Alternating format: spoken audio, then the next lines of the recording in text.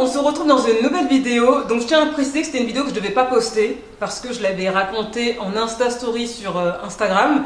Et je m'étais dit, vu que je l'avais raconté là-bas, je voyais pas du tout l'intérêt de la raconter sur YouTube. Mais après mûre réflexion, je me suis dit, pourquoi pas vous la raconter, parce que cette histoire me dépasse tellement. Moi, vraiment, le respect est mort, ou enfin, vraiment, là, je suis même dépassée à l'idée de vous la raconter. C'est très bien que sur ma chaîne, vous aimez que je vous raconte des stories, des trucs salés, des trucs qui m'arrivent en voyage, nanana. Et bien que je sois en quarantaine ici en Colombie, je peux vous dire qu'il se passe beaucoup de choses. Bien sûr que je peux pas tout divulguer sur internet, mais en tout cas, cette histoire, j'ai décidé de vous la divulguer. Vraiment, je me dis qu'il y a des gens qui sont vraiment nés avant la honte. Genre, c'est pas possible. Si cette vidéo t'intéresse, je t'invite à continuer à regarder la suite. Bref, pour ceux qui me suivent depuis un moment, ou ceux qui me suivent depuis que j'ai commencé mon aventure cette année en Colombie, voilà, je suis arrivée en Colombie, j'ai eu plein de hauts, j'ai eu plein de bas. Disons que j'ai même eu plus de bas que de hauts à cause de cette histoire de pandémie. Il faut savoir, quand je suis arrivée dans cette maison, dans la maison dans laquelle je vis actuellement, c'était au mois de mars, donc ça fait déjà 4 mois, le temps il passe trop vite. On était au tout début de la pandémie où les mesures de quarantaine étaient vraiment très strictes en Colombie. Et je commençais à péter un câble en fait. Donc ça se voit peut-être pas comme ça, mais je suis quelqu'un de très émotif. Voilà, j'irai pas plus dans les détails, mais je suis quelqu'un de très émotif. Quand ça va pas, ça va vraiment pas. Quand ça va, ça va vraiment bien. À cause de la quarantaine assez stricte qu'il y a eu en Colombie, en fait j'étais hyper frustrée parce que il fallait que je revoie mes plans que j'avais pour la Colombie, tout ça. Et je me suis dit comment j'allais faire pour rencontrer des gens ici à Medellín. Même si je suis déjà venue 2-3 fois en Colombie, je connais pas du tout Medellín en fait. Donc c'était vraiment un défi pour moi, je connaissais personne. Donc aussi il faut savoir une chose, c'est que je suis très proche de mes colocs garçons dans la maison. Voilà, ce sont mes confidents, je leur raconte tout, quand ça va ils savent, quand ça va pas ils savent. Et justement un de mes colocs, je lui disais que j'en avais marre d'être enfermée, que comment j'allais faire pour rencontrer des gens et tout ça, et que ça commençait vraiment à me taper sur le système. Donc je tiens à préciser que le début de l'histoire, là, à partir du moment où j'en ai parlé à mon coloc, c'était au mois d'avril.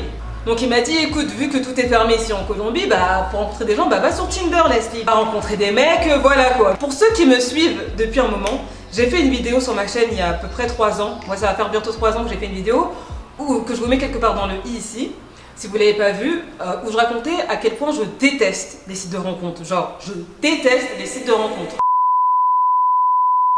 Je vais jamais, et les fois où j'ai été, c'est quelque chose qui ne me réussit absolument pas. Donc au début je lui ai dit que non, j'ai pas envie d'aller sur Tinder, j'ai pas envie d'aller sur internet rencontrer des mecs. En plus en Colombie, tout ça, je connais pas les gens ici, flemme. En gros j'explique à mon coloc que moi je suis anti-rencontre sur internet, que je n'aime pas ça. Les fois où j'ai fait des rencontres sur internet, ça m'a un peu traumatisé. Il insiste, il me dit oui mais Leslie, tu es étrangère, tu es en Colombie, on est en quarantaine, faut bien que tu te stabilises avec des gens. Va sur Tinder, au moins tu parles avec des gens, même si tu les rencontres pas, ça t'engage à rien, mais juste change-toi les idées, parle avec une nouvelle personne parce que tu es H24 avec nous, donc tente. Donc au début j'étais pas trop chaude, et puis mon coloc il a fini par me convaincre, donc j'ai téléchargé Tinder. Tinder, tout ça, je mets des photos, ça commence à liker, ça commence à matcher, ça commence à pas liker, ça commence à pas matcher. Et avant je tombe sur un profil d'un homme que je trouve, on va dire...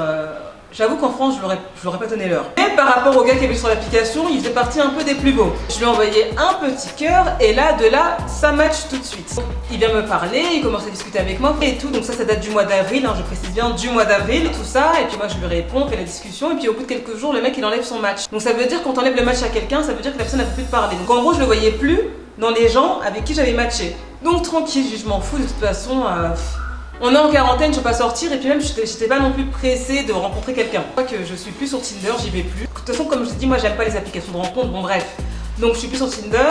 Là après je vois qu'en Colombie ils prolongent la quarantaine encore, donc vas-y je retourne sur Tinder pour reparler avec des gens. Et là je retombe sur le profil du mec, sauf que son profil il avait changé, sa description c'était plus la même en fait. Je sais pas pourquoi, je le relike juste par curiosité et puis ça a matché.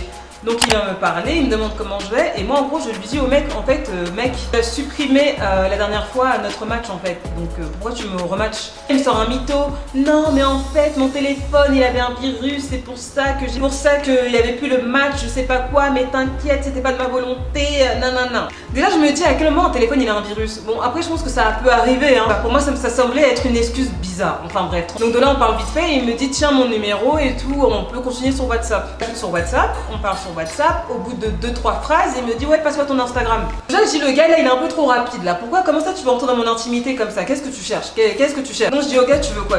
Pourquoi tu veux mon Instagram? Il m'a dit non, mais comme ça, pour qu'on soit plus connecté et je sais pas quoi. J'ai dit non, mais en fait, t'es trop intrusif là, mon goût. Faut savoir une chose très importante que j'ai déjà dit sur Instagram, c'est que moi, quand je rencontre quelqu'un dans ma vie, que ce soit in real life ou via les réseaux, en général, je ne donne pas mes réseaux sociaux tout de suite parce que je veux pas qu'on sache que je fais des vidéos, je ne veux pas qu'on aille regarder mes vidéos, qu'on sache une image de moi ou qu'on apprenne certaines choses de moi, c'est vraiment un truc qui me dérange. Quand je rencontre quelqu'un, en général, je mets un peu de temps avant de lui donner mes réseaux sociaux. Bref, donc on finit de parler, tout ça, le lendemain on se reparle et il me redemande mon Instagram et de là je me suis dit bon, comme c'est pas un français, il comprend pas le français, même s'il voit ce que je fais sur YouTube, je m'en fous, il comprend pas le français, donc au final, ça me fait ni chaud ni froid. Je passe mon Instagram, le mec ce qu'il fait c'est qu'il a toutes mes photos, hein, de la plus ancienne à la plus récente. Et après comme il a vu que je faisais des vidéos YouTube, il m'a dit ah je vois que tu fais des vidéos, ah mais c'est trop bien, moi j'ai une caméra Canon avec la lentille, non pas la lentille, comment on appelle ça déjà, l'objectif, je sais pas quel numéro, on pourra faire une séance photo dehors tous les deux.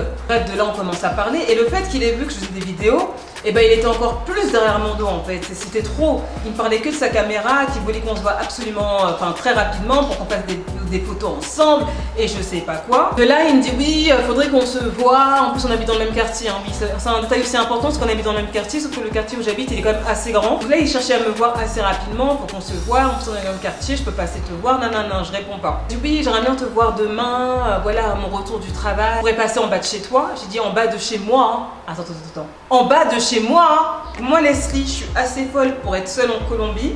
Donner l'adresse à un inconnu de Tinder là que je ne connais pas, un Colombien d'ici que je connais pas, qui connaissent là où est-ce que j'habite et qui va venir chez moi la nuit en bas de chez moi. En France, je fais toujours en sorte qu'on ne sache pas où j'habite. Donc moi en Colombie, je vais commencer à baisser la garde, à dire aux gens où est-ce que j'habite, à donner mon adresse et puis on va venir me voir en bas de chez moi quoi. Non mais le mec il est malade. Enfin quand le mec il m'a dit ça, personnellement je l'ai pas pris au sérieux. Je me dis non mais il est quand même pas capable de me demander mon adresse alors qu'on s'est jamais vu en vrai, alors que je le connais pas, alors que j'ai pas forcément envie qu'il sache où est-ce que j'habite. Enfin il est malade le mec.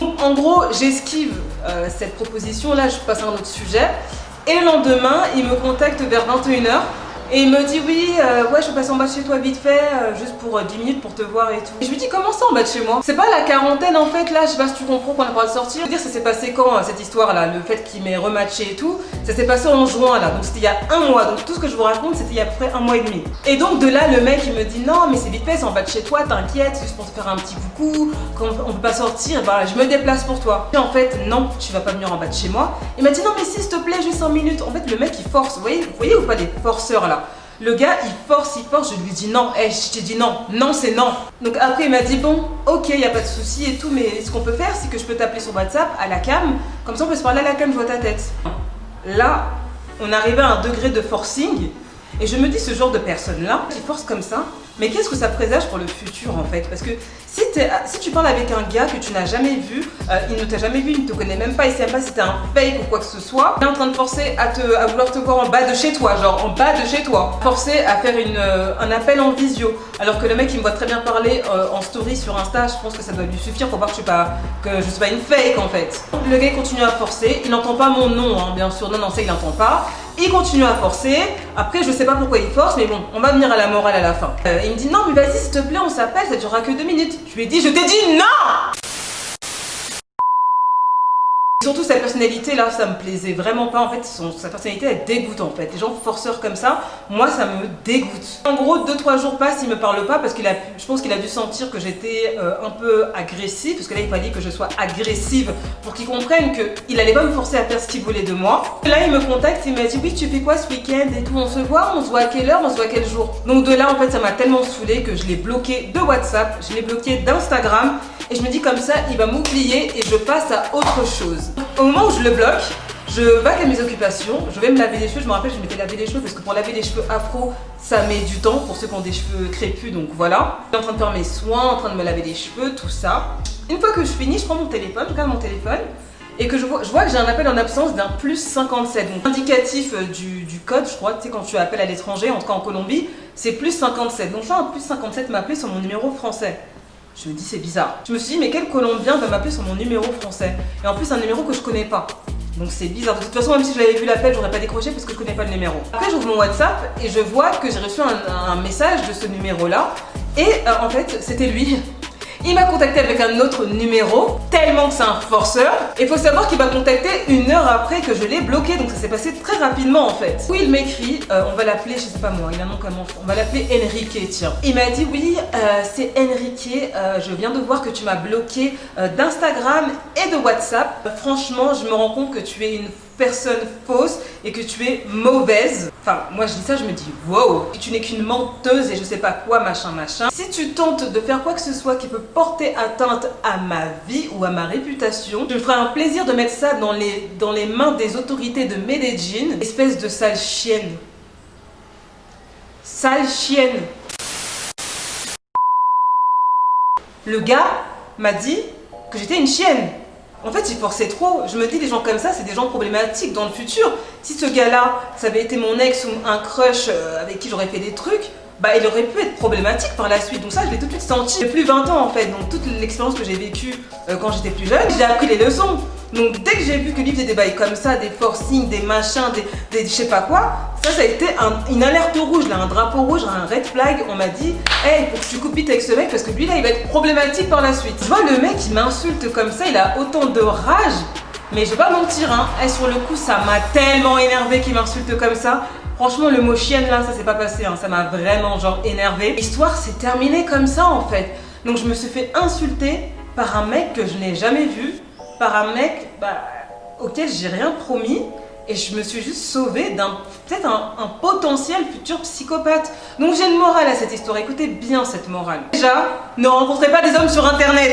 Je l'ai toujours dit que les rencontres sur internet c'était des choses à pas faire. Et je le dis parce que j'en parle d'expérience. J'ai connu quelques gars sur internet et tous ces gars-là m'ont traumatisé tellement que c'était des fous dans leur tête. La première chose c'est de ne pas rencontrer des gens sur internet. Après je sais qu'il y en a qui vont me dire oui mais moi je me suis mariée avec telle personne que j'ai rencontrée sur internet.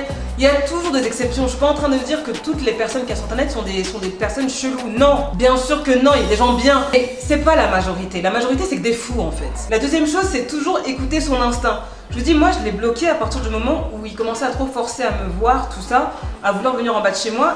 Franchement, ça commençait à me faire peur. En plus, je me dis, je suis en Colombie, je ne prends pas de risque ici, hein, mais genre vraiment pas du tout. La deuxième chose aussi que j'ai pu remarquer en Colombie, que ce soit sur internet ou dans la rue même, peut-être que je sois étrangère et que les gens, et que je dise aux gens que je suis étrangère. En fait, si je ne dis pas aux gens que je suis étrangère, ils ne le voient pas directement.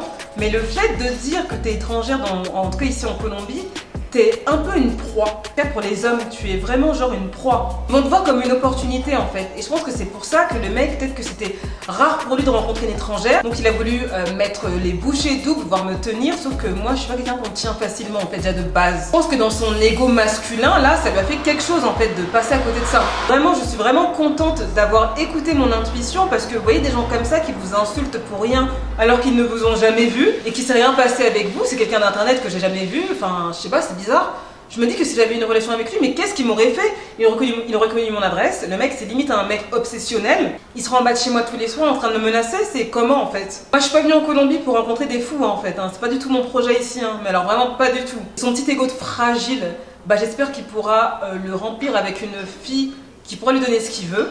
Mais en tout cas, les gars comme ça, ne leur laissez même pas de la place dans vos vies parce que ça, eux ils sont toxiques, ce sont des poisons. Là, cette story avec le crush de l'enfer ici en Colombie, enfin je dis crush, c'est pas réellement un crush mais bon je sais pas comment appeler la vidéo. Mais franchement c'est limite là, j'aurais pu y passer avec un fou comme ça en fait. Donc on arrive à la fin de la vidéo, j'espère que cette petite story vous aura plu. N'hésitez pas à me dire vous aussi comment vous aurez réagi, si vous lui aurez répondu, si au contraire vous l'aurez pas bloqué, enfin bref. Tout ce que vous voulez, n'hésitez pas à réagir en commentaire. Si tu n'es pas encore abonné à ma chaîne, n'oublie surtout pas de t'abonner à ma chaîne, de me suivre sur mon compte Instagram. Et en attendant ma prochaine vidéo, je te fais plein de gros bisous. Bye